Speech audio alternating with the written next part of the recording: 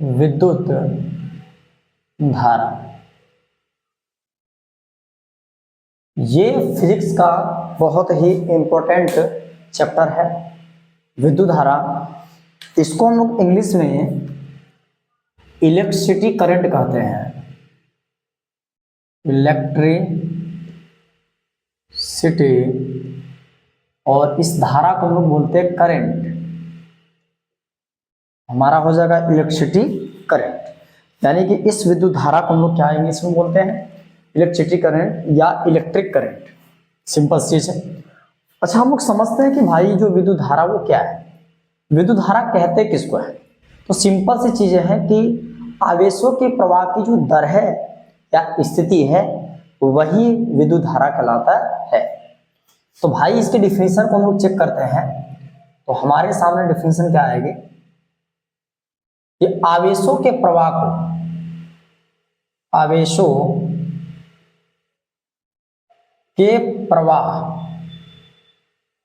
प्रवाह शब्द का अर्थ होता है बहाव, यानी जो आवेश होते हैं यानी जो इलेक्ट्रॉन प्रोटॉन होते हैं उसमें जो इलेक्ट्रॉन होता है वो गति करता है एक बहाव के रूप में। जैसे पानी बहता है उसी तरीके से इलेक्ट्रॉन अपना बहाव के रूप में काम करता है।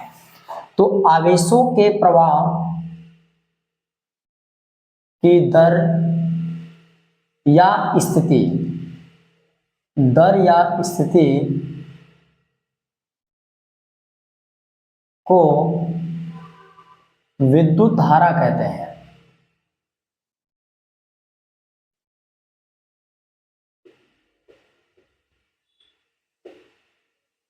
ये तो एक डिफिनेशन हो गई कि आवेशों के प्रवाह की दर या स्थिति को विद्युत धारा कहा जाता है। विद्युत धारा की सिंपल सी डिफिनेशन है, किसी चालक के अंदर प्रति सेकंड प्रवाह होने वाले आवेशों का अनुपात जो है वो विद्युत धारा कहलाता है। सिंपल चीज क्या है, तो इसकी दूसरी जो परिभाषा निकल के आएगी वो आएगी प्रति सेकंड चालक के अंदर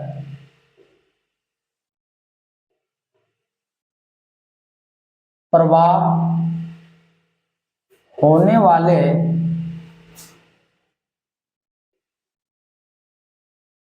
आवेशों के अनुपात को, आवेशों के अनुपात को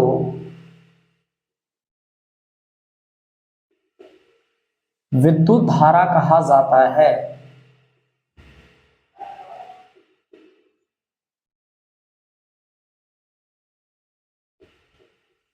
ये तो हमने देख लिया कि भाई इसको विद्युत धारा की जो डिफिनेशन है वो मैंने आपको दो दे दिया। अब हमको ये चीज समझना है कि विद्युत धारा कौन सी राशि है। विद्युत धारा एक भौतिक राशि है। तो हमारे पास अगली टॉपिक निकल के आएगी, विद्युत धारा एक भौतिक राशि है और उस भौतिक राशि में जो विद्युत धारा है वो विद्युत धारा एक अदिश राशि होती है।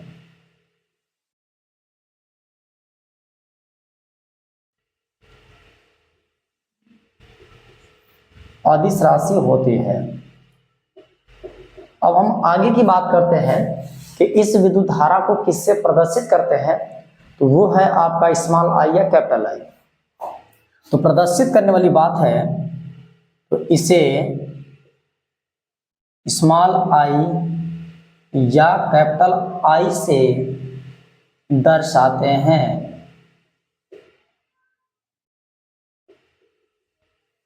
इसके मात्रक के विषय में हम चर्चा करते हैं। जो इसका मात्रक है वो होता है एम्पियर।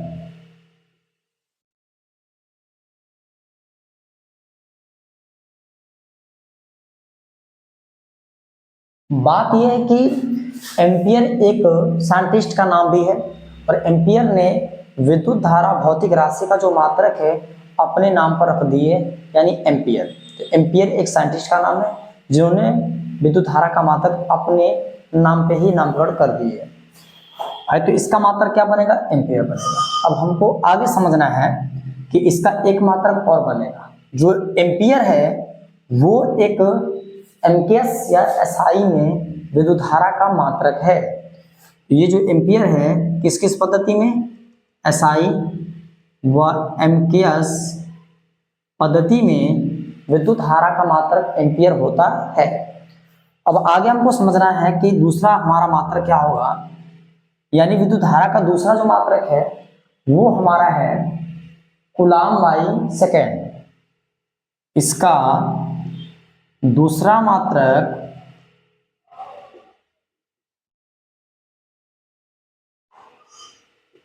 कूलाम प्रति सेकेंड होता है। अब हम कैसे पता करेंगे कि हमारा कूलाम प्रति सेकेंड इसका दूसरा मात्रक है, तो चलिए मैं आपको बताता हूं कि किस तरह से निकालोगे कि भाई इस विद्युत धारा का मात्रक 2 होते हैं। सबसे पहले हम लोग जानते हैं कि आवेशों के प्रवाह की दर या स्थिति को विद्युत धारा कहा जाता है। सिंपल चीज है, जो धारा है उसको I से तो प्रदर्शित कर रहे हैं, तो I बराबर बनेगा Q अपान T बनेगा। बात यह है कि मैंने आपको दूसरे डिफिनेशन में साफ साफ दे दिया है, प्रति सेकंड चालक के अंदर प्रवाह होने वाले जो आवेश है उनके अनुपात को विद्युत धारा कहा जाता है। तो हर 1 सेकंड में जितना आवेश उस चालक के अंदर बहेगा या बहाव होगा, इन दोनों का अनुपात विद्युत धारा कहलाता है। तो यदि मान लीजिए कि विद्युत धारा का मात्रक आपको निकालना है तो आप बहुत सिंपल तरीके से निकाल लोगे। जैसे इसको लिखोगे आप, विद्युत धारा का मात्रक बराबर ये आपका आवेश है, तो इसको लिखेंगे आवेश का मात्रक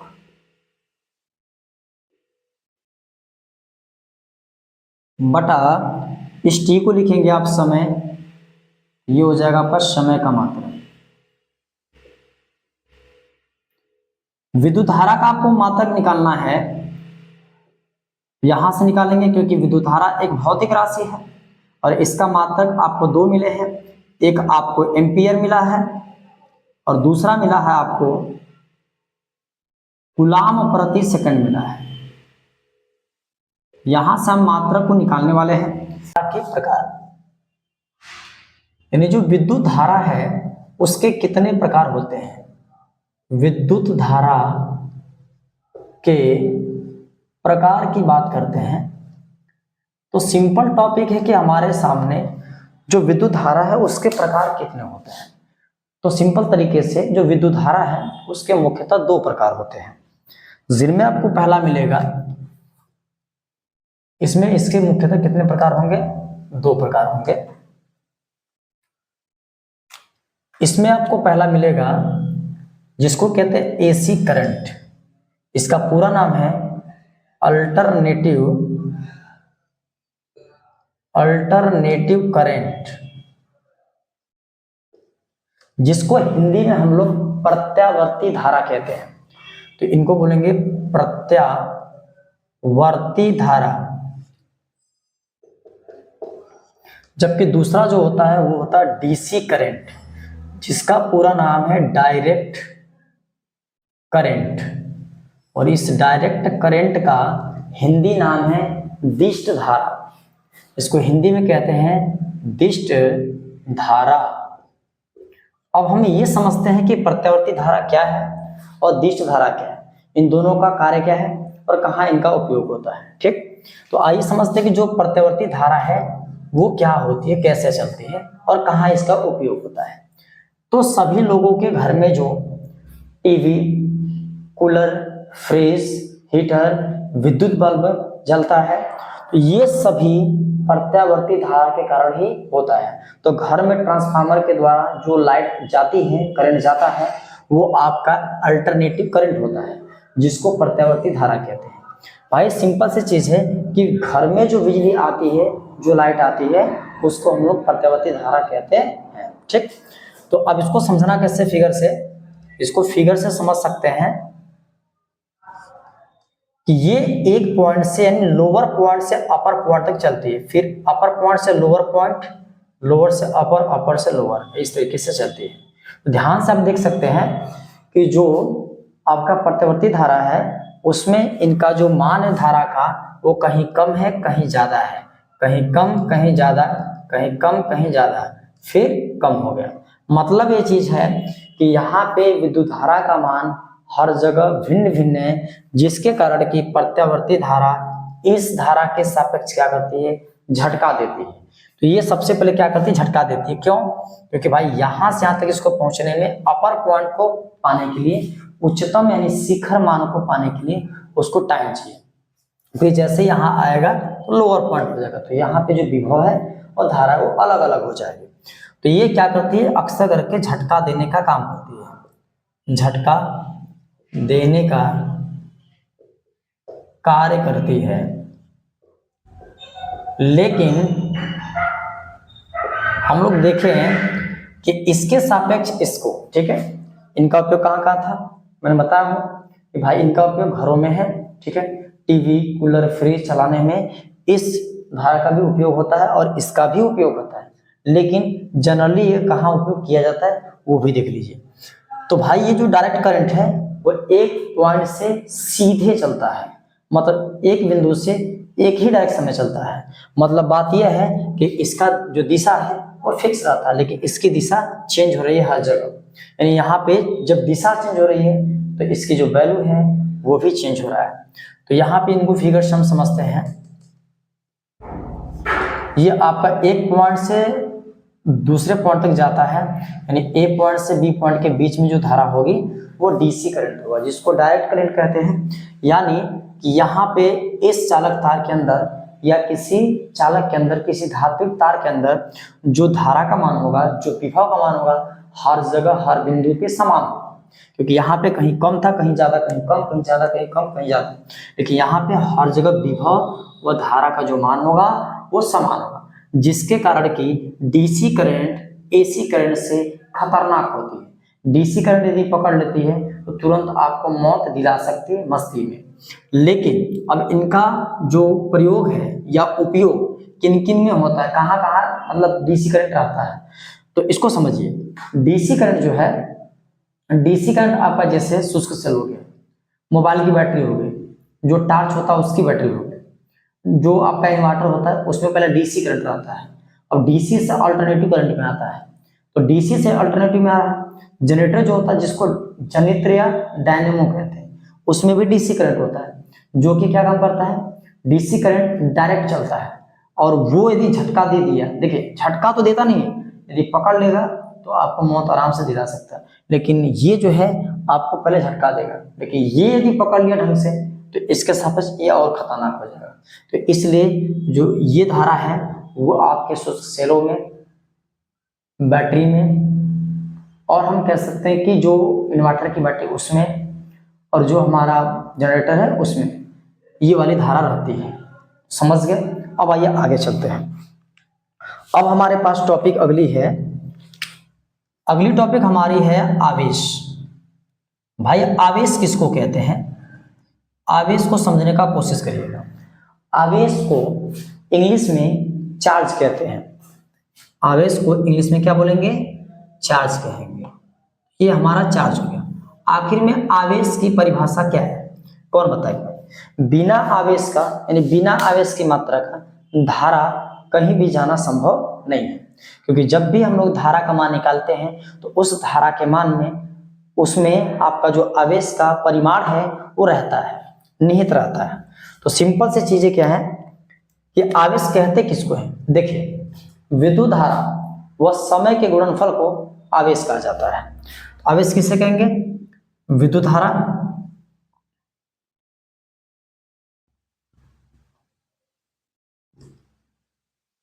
व समय के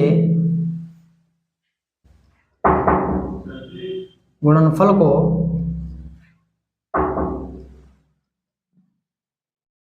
आवेश कहा जाता है। माना किसी चालक तार में आई धारा को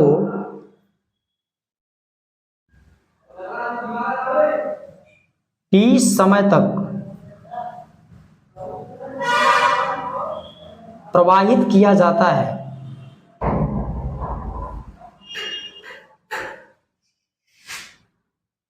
है, तो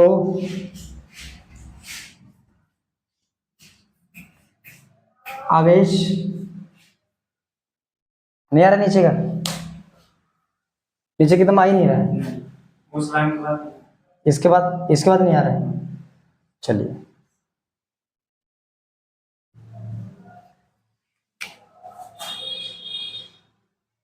तो उसे आवेश का परिमाण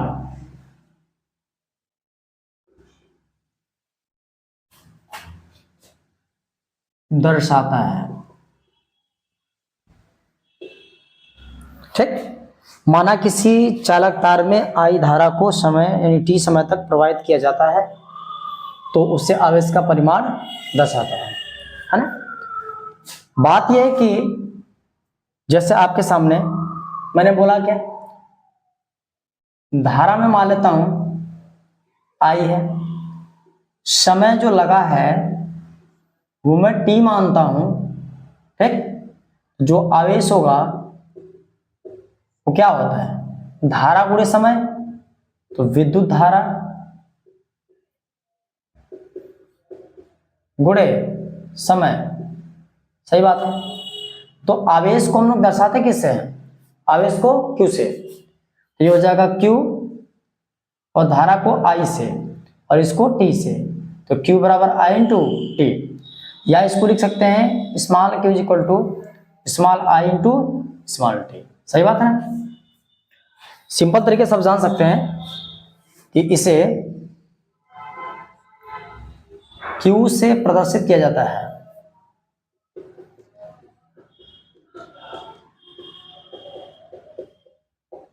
ठीक, इसका मात्रक कूलाम होता है।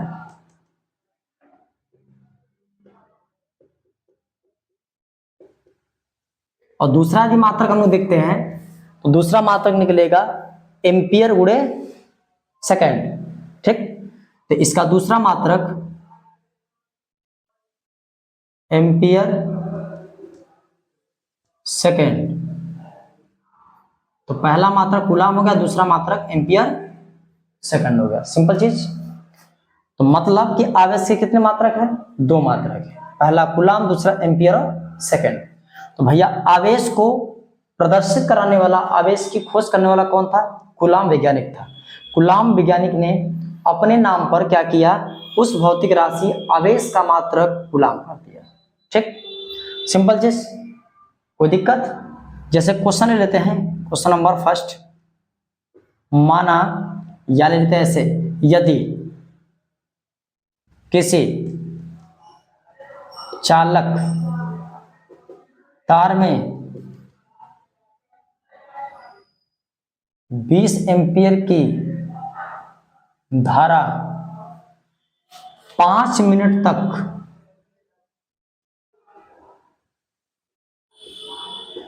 प्रवाहित की जाती है,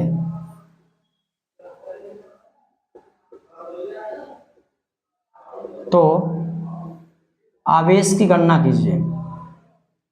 आवेश की गणना कीजिए। सही बात है ना। तो आवेश बराबर क्या होता है, आई इंटू टी, अभी ऊपर लिखा हूं। सही बात है ना। ठीक, क्यू बराबर आई इंटू टी। आई का मान कितना है, 20 एम्पियर, 20 गुणे समय कितना है 5 मिनट, और 1 मिनट में 60 सेकंड, तो 5 गुणे 60, 1 2, यहाँ 2 करिए, 6 पंजे 30, 30 दूना 60, यहाँ 60 लगाइए, तो ये आपका 6000 हो गया। इस 6000 को आप 6 गुणे 10 पावर 3 शून्य कर सकते हैं भाई, 3 हो गया। तो देखिए आवेश पूछ रहा है, तो आवेश का मात्रा क्या होता है, कूलम। तो आपका कितना आ गया, यानी 6 × 10 पावर 3 कूलम, ये आवेश का मान निकल के आ गया।